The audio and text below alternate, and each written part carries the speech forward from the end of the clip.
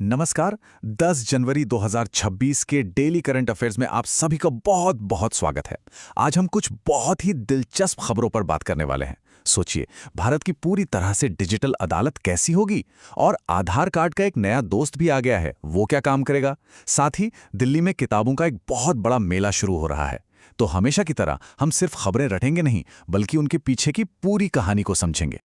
तो आज हम क्या क्या कवर करने वाले हैं, एक नज़र डालते हैं। हम कल की समीक्षा से शुरुआत करेंगे, फिर देश विदेश की बड़ी खबरों को देखेंगे और आखिर में पहुंचेंगे आज की चुनौती तक। चलिए शुरू करते हैं। तो चलिए सबसे पहले फटाफट से कल की जरूरी खबरों पर एक नज़र डाल लेते हैं, ताकि सब कुछ ताज़ा हो जाए। तो कल की कुछ बड़ी सुर्खियां ये थीं। भारत ने बायोबिटुमेन का कमर्शियल उत्पादन शुरू कर दिया है, जो कि पर्यावरण के लिए एक बहुत बड़ा कदम है। इसके अलावा भारत और भूटान के सुप्रीम कोर्ट ने लॉ क्लर्क्स की ट्रेनिंग के लिए हाथ मिलाया है। एक दुखद खबर भी थी, महान इकोलॉजिस्ट माधव गाडगिल जी अब हमारे बीच नहीं रहे। वहीं यूएन ने 2026 को चरवाहों और चारागाहों के लिए अंतर्राष्ट्रीय वर्ष घोषित किया है। और आखिर में रमेश कुमार जुनेजा को लेदर एक्सपोर्ट काउंसिल का नया चेयरमैन बनाया गया है। अच्छा, अब बारी है कल पूछे गए सवाल की। हमने पूछा था कि खेलो इंडिया बीच गेम्स का दूसरा संस्करण कहां हो रहा है। तो इसका सही जवाब है दीव के खूबसूरत घोघला बीच पर। बहुत बहुत बधाई उन सबको जिन्होंने सही जवाब दिया। चलिए अब आज की ताज़ा और विस्तृत खबरों की तरफ बढ़ते हैं। तो अब आते हैं आज की बड़ी खबरों पर, और शुरुआत करते हैं देश की खबरों से। देखते हैं राष्ट्रीय स्तर पर क्या क्या हो रहा है। दोस्तों, ये एक बहुत बड़ा बदलाव है न्यायपालिका के इतिहास में। केरल के वायनाड जिले के कलपिट्टा में भारत की पहली पूरी तरह से पेपरलेस डिस्ट्रिक्ट कोर्ट शुरू हो गई है। सुप्रीम कोर्ट के जस्टिस सूर्यकांत जी ने इसका उद्घाटन किया। अब सोचिए, ना कागज का झंझट, ना फाइलें गुम होने का डर, सब कुछ डिजिटल। इससे काम में कितनी तेजी आएगी और पर्यावरण को भी फायदा होगा। आधार कार्ड बनाने वाली संस्था UIDAI ने अपना एक नया शुभंकर यानी मैस्कॉट लॉन्च किया है, जिसका नाम है उदय। इसका काम होगा लोगों को आधार से जुड़ी अपडेट्स और सिक्योरिटी के बारे में आसान भाषा में समझाना। और हाँ, एग्जाम के लिहाज से ये नाम याद रखिएगा कि इसका डिज़ाइन केरल के अरुण गोकुल ने तैयार किया है, जिन्होंने एक नेशनल कॉम्पिटिशन जीता था। अब चलते हैं आंध्र प्रदेश के गुंटूर जिले, जो एक नया इतिहास रच रहा है। यहाँ राष्ट्रीय सरस मेला 2026 का आयोजन हो रहा है। ये इसलिए खास है क्योंकि पहली बार इतने बड़े नेशनल फेयर की मेजबानी कोई जिला कर रहा है। ये मेला ग्रामीण कारीगरों के लिए एक बेहतरीन मौका है अपनी कला को दिखाने का और अपनी आय बढ़ाने का। चलिए अब देश की सीमाओं से बाहर निकलते हैं और देखते हैं कि इंटरनेशनल और टेक की दुनिया में क्या चल रहा है। दिल्ली वालों के लिए तो ये बहुत ही बढ़िया खबर है। आज से भारत मंडपम में 53वां विश्व पुस्तक मेला शुरू हो गया है।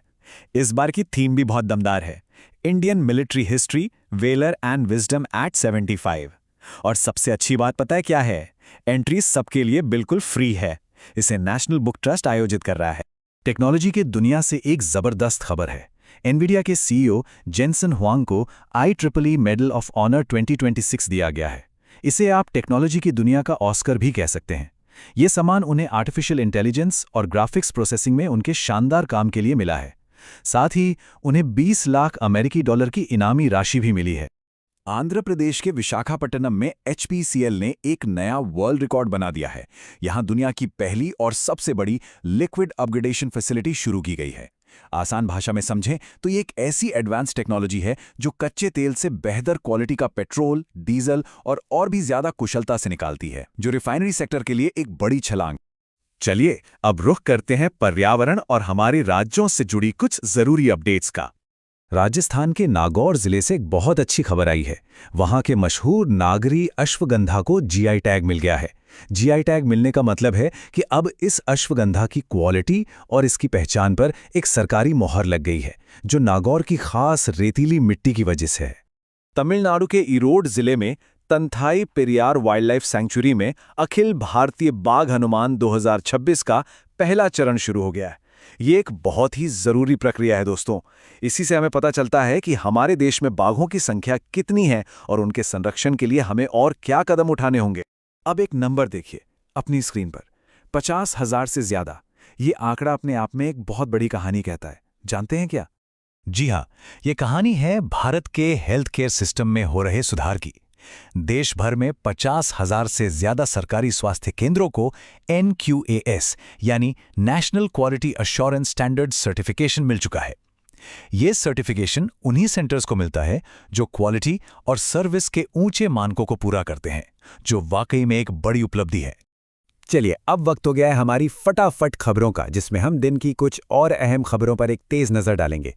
तो पहली खबर, रेल मंत्री अश्विनी वैष्णव ने अति विशिष्ट रेल सेवा पुरस्कार 2025 बांटे। दूसरी, जयपुर से 10 लाख युवाओं को AI की ट्रेनिंग देने का एक बड़ा प्रोग्राम लॉन्च हुआ है। तीसरी, सोमनाथ मंदिर पर पहले हमले के 1000 साल पूरे होने की याद में सोमनाथ स्वाभिमान पर्व मनाया जा रहा है। और चौथी, भूटान में भारत के राजदूत ने ओडिशा की बौद्ध विरासत को समझने के लिए वहां का दौरा किया। और सेशन खत्म करने से पहले, जैसा कि हमारा रिवाज है, बारी है आज की चुनौती की। देखते हैं आपकी तैयारी कैसी चल रही है। तो आज का सवाल आपकी स्क्रीन पर है। हाल ही में झारखंड हाईकोर्ट के चीफ जस्टिस के रूप में किसने पदभार संभाला है?